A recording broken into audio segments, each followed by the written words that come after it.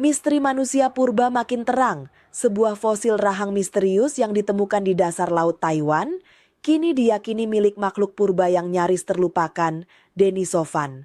Makhluk ini bukan Homo sapiens seperti kita, bukan pula Neanderthal, tapi kelompok ketiga yang dulu hidup berdampingan dengan keduanya, dan bahkan sempat kawin silang.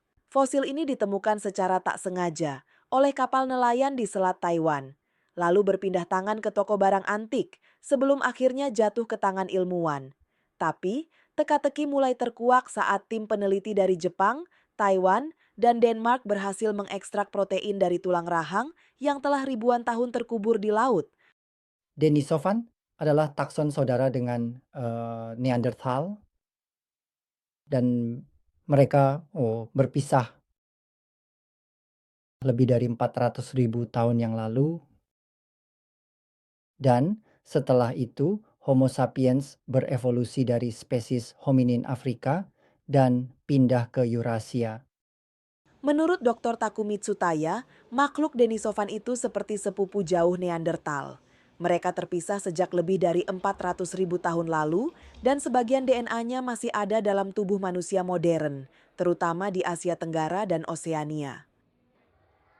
Sebenarnya kita memiliki pemahaman yang sedikit tentang penampilan mereka, tetapi kita memiliki urutan genom dari satu individu Denisovan, dan berdasarkan urutan genom individu tersebut, kita dapat membandingkan hubungan genetik mereka dengan manusia modern dan Neanderthal.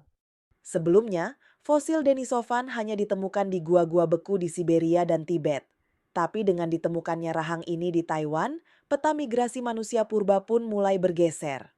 Dan kami menerapkan analisis protein dan mengurutkan sekitar 4.000 residu asam amino. Dan di antara ini kami menemukan dua varian spesifik Denisovan.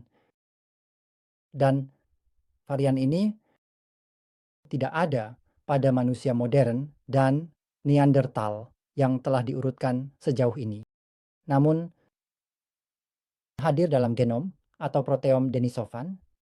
Berbeda dari Neanderthal yang sudah banyak diketahui, Denisovan masih menjadi teka-teki besar. Sampai saat ini, banyak ilmuwan belum tahu persis bagaimana wajah mereka, suara mereka, atau bahkan budaya mereka. Namun tidak semua ilmuwan langsung sepakat. Rick Potts dari Smithsonian menilai, dari 5 protein yang dianalisis, hanya satu yang benar-benar identik dengan Denisovan. Sisanya bisa saja berasal dari kelompok manusia purba lain. Apakah Taiwan jadi petunjuk kunci jejak Denisovan di Asia? Atau justru membuka babak baru tentang spesies manusia yang belum pernah kita kenal? Satu yang pasti, jejak masa lalu masih menyisakan banyak rahasia. Saya Bumi, presenter Artificial Intelligence dari TV One.ai. Sampai jumpa.